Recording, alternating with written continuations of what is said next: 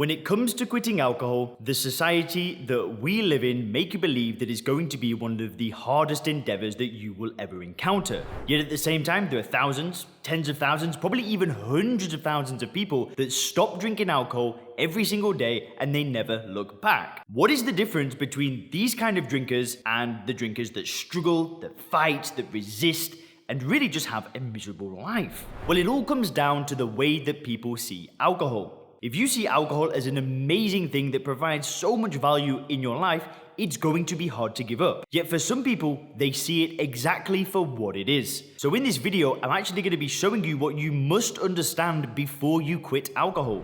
If you want your journey to be linear instead of an up and down battle and a fight, you need to watch this entire video. Because I've got 5 points that I'm going to raise that some of you guys will have just never heard anything like this before. This is not stuff that you're going to switch on the news or switch on the TV at 9 o'clock and somebody's going to be talking about this. This stuff can change your life forever. So I really do urge you to watch this video with a very open mind and just be open to some of these new ideas that can change your perspective. Is this video alone gonna help you stop drinking? Maybe not, maybe so. But one thing that it will do, it is going to make your journey a lot easier because you can start bringing awareness to the important things. So let's get into it. Just before we get into the video, if you want to get access to the free video training showing you how to control your drinking without AA or willpower, click the link in the description.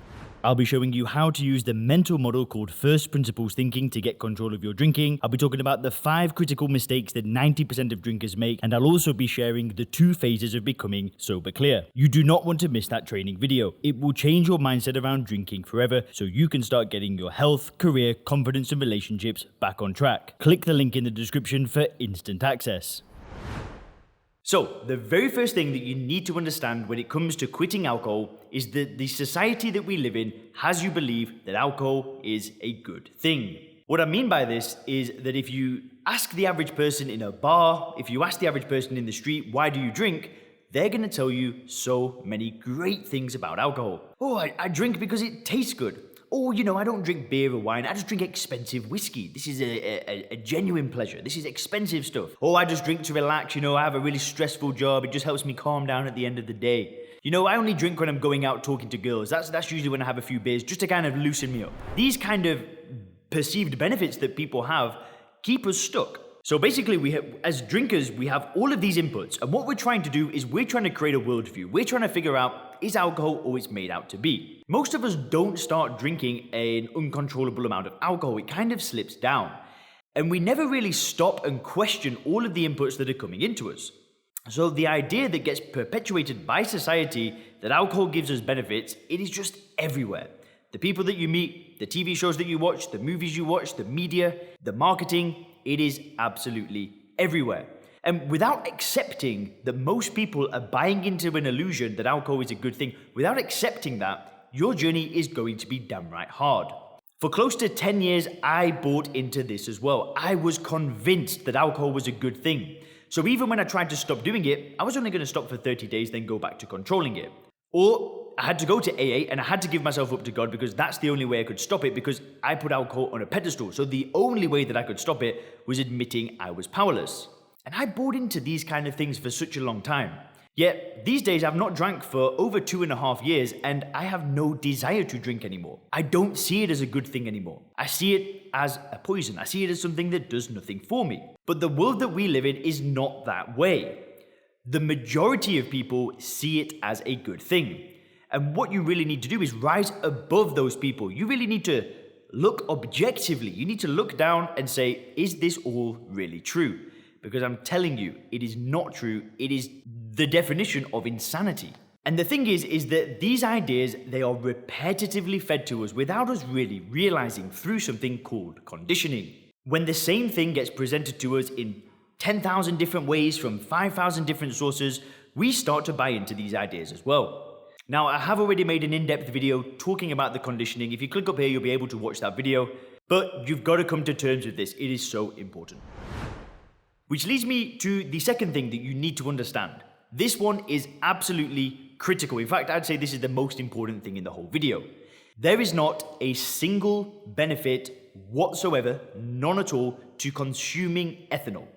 If all of a sudden there was a new bar that opened up in town, right? There was a new bar in your city, in your town, wherever you live, and all of a sudden on the news, everybody was drinking bleach. This was the new thing, right? But you don't drink 100% bleach. What you do is you dilute the bleach. You have 5% bleach. That's the thing. You have 5%, sometimes even 10% if you're feeling a little bit, adventurous. And that's the thing, right? That's what people have just started doing. Would you, for 1 second, look at that bleach and say, ooh, that looks good. I want just a little bit of bleach.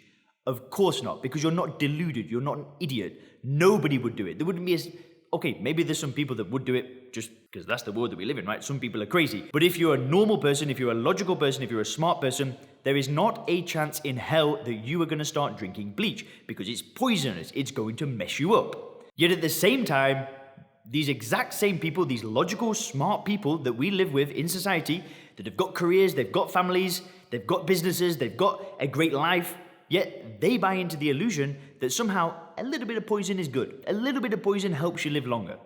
A little bit of poison reduces the risk of disease. Yet at the same time, this same drug is responsible for tens of thousands of deaths a year, billions of dollars spent in healthcare and damage and all of that stuff. The exact same drug kind of lives in two different worlds. It doesn't really make sense. And it doesn't make sense because we've been conditioned to believe that alcohol is a good thing. Listen, you have got to get your head around the idea that there is not a benefit to consuming poison. At all. Zero. Nilch. Nada. There is not a benefit to alcohol because it is a poison. It is ethanol. There is nothing good about it. And listen, if you'd have told me that 5 years ago, I'd have turned this video off now. I'd said, Leon, do one. Of course there are benefits. Do you not see it on the news? Do you not see the studies that come up? Of course there are benefits to just moderation. I'm sorry to tell you, but there aren't. There are zero. But the next question is, why do we drink? If we know that there are no benefits, if we know that it's a poison, if we know that it's ethanol, why do we keep doing it? Which leads me to the third point of the video, and the reason why you drink are because of cravings. Now, most people can actually live 30 years, they drink every single day, and they don't realize that all they're doing is satisfying a craving. What I mean by this is that, let's say you've had like a really long day at work, you've been working really hard, and you've not drank. So you've not drank since last night. So it's been almost 24 hours since you've had a drink. You get home, you turn the TV on, and you're like, you're still fidgeting, you're still moving around. You can't quite relax. And then what happens is you open a can of beer, or you pour a glass of wine, or get a drink, and you drink the drink, and then all of a sudden it's like magic. You're relaxed. And it's like, alcohol is relaxing me, it's calming me down, it's making me feel good. Yet what they don't actually realize is that the non-drinker never needs to drink alcohol to feel relaxed.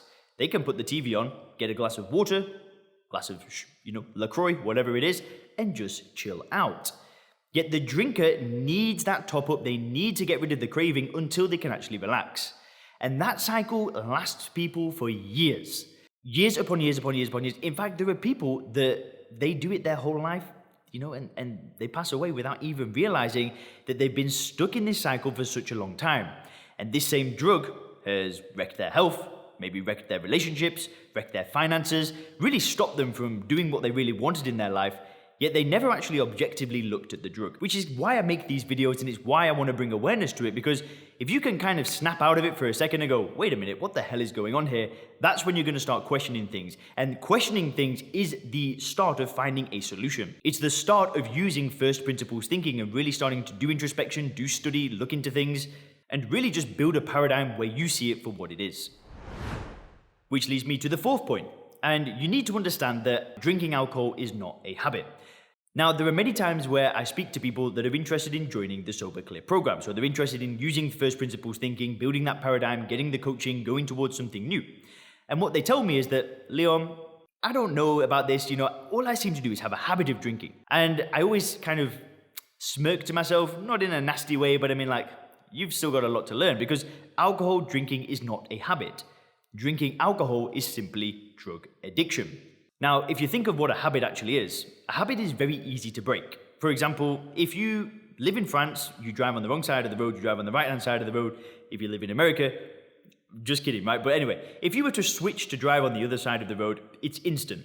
There's no kind of fighting. You're not driving on like the other side of the road wishing, oh, I just can't wait to get back home so I can drive on the right-hand side of the road again. You don't really think like that. You just kind of get on with it. Nothing really changes. Yet we think that we're in the habit of drinking alcohol, yet then when we stop, it's a fight, it's a battle, it's difficult. The problem is because we don't see it as drug addiction. We don't see it as a problem. We see it as a habit. But it's not a habit. If it was a habit, nobody would drink because everybody would just be like, I'm done, see you later. They wouldn't miss it. Yet at the same time, people stop drinking it, they break the habit, so to speak, yet they miss it. They miss it so much. And this is all part of first principles thinking. It's all of these tiny little beliefs that you've got around alcohol. You need to start bringing awareness to them one by one. Now, on this YouTube channel, there are so many videos talking about these tiny little details, and you've really got to break them all down one by one until you see things for what they are, until things click. And that's when stopping drinking is just so easy.